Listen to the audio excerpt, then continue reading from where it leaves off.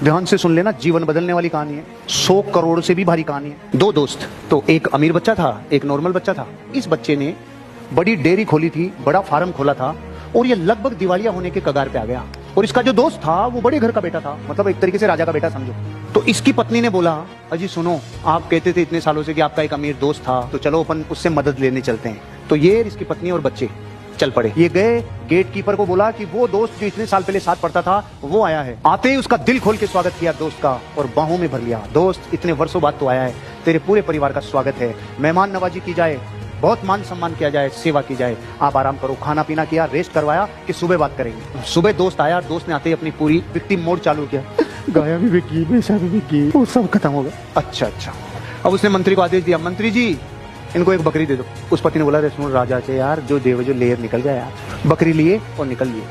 2-5 दिन 10 दिन दूध पिलाया, बच्चे पल गए। 5-10 दिन 20 दिन 15 दिन हो गए और बकरी, तो जैसे बकरी मरी तो एक दिन तो पति पत्नी एक दूसरे की तरफ नहीं देखे। साला इतना बड़ा राजा मेरे को बकरी देके दे जाता, दिमाग खराब है यार तू। लेकिन 3-4 दिन बाद झाग आ गए वापस कि चलो चलते हैं, अब की बार देखते हैं, अब की बार थोड़ा सही देना चाहिए। वो गया, वैसे ही स्वागत हुआ, रात को विश्राम हुआ और सुबह 10:15 बजे वापस बकरी भी मर गई। राजा ने बोला, चिंता मत करो, बिल्कुल भी कोई चिंता करने की जरूरत नहीं है, मंत्री जी बकरी दे दो। अब राजा का आदेश कोई टाल सकता है क्या? शांति से बकरी लेके 5 दिन दूध पिए, 10 दिन दूध पिए, 15 दिन दूध पिए बकरी। अब की बार अगर बोली, ए सुनो जी, ए चलो पधारो, रुको, विश्राम करो, खाना खाओ, पियो, मस्त रहो, शानदार जिंदगी जियो, सुबह 10:15 बजे भाई साहब बकरी मर गई। परमात्मा जो भी करता है अच्छे के लिए करता है, चिंता करने की कोई भी जरूरत नहीं है, टेंशन मत ले, मैं तेरे साथ खड़ा हूँ, मंत्री जी बकरी दे दो।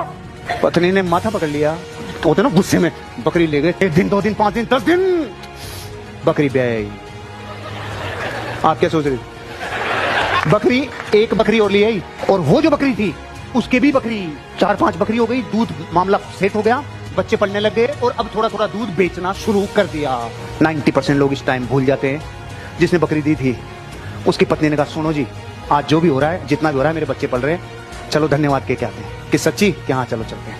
वही स्वागत, वही खाना पीना, वही रहना, महलों में आना, और सुबह 10:15 बजे। लेकिन ये दोस्त, तूने मेरी मदद की मेरे जीवन में, जब मेरे बच्चों के लिए भी कुछ नहीं बचा था, तूने मेरी मदद की, मैं आज केवल शुक्रिया अदा करने आया हूँ। चिंता नहीं करो, परमात्मा सबका भला करता है। मंत्री जी 100 गायें दे दो और 5 गांव दे दो। पत्नी ने कहा, रम मांगने आए थे तब दिया नहीं था, अब ये 5 गांव और 100 गायें दे रहा है।